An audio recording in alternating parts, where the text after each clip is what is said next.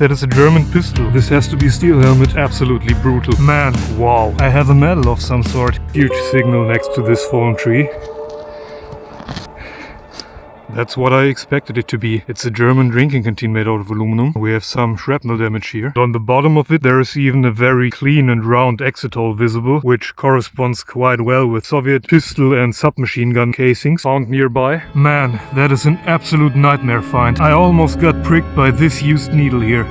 These needles are lying together with a dog tag from an actual dog. They were most likely used to vaccinate dogs against diseases. Since I'm not a dog, I'm glad I didn't get jabbed here. Quite interesting iron signal. Some Bakelite grips became visible soon. And I do think that is a German pistol, a Walther P38. Yes. At least that is the grip belonging to the Walther P38. So it has been disassembled before it has been thrown away here. 2 meters next to the grip part of the P38 I have another iron signal. That is the upper part, the so-called slide, Pistolenschlitten. And here we finally have the missing barrel to the P38. Very interesting find situation overall. The sidearm would be the very last the soldier would get rid of, because after that he would no longer be able to defend himself effectively. 10 meters ahead, and I seem to have found the spot where the soldier 80 years ago was using his P38 for the last time in history before throwing it away.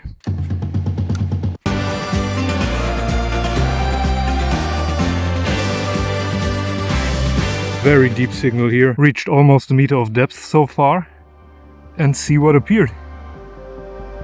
This looks quite familiar, I would say. This has to be a steel helmet, I'm pretty sure of that. I've managed to loosen it, now I can reach underneath. Let's see. Oh, it's complete with the liner still inside of it. Wow, it has battle damage.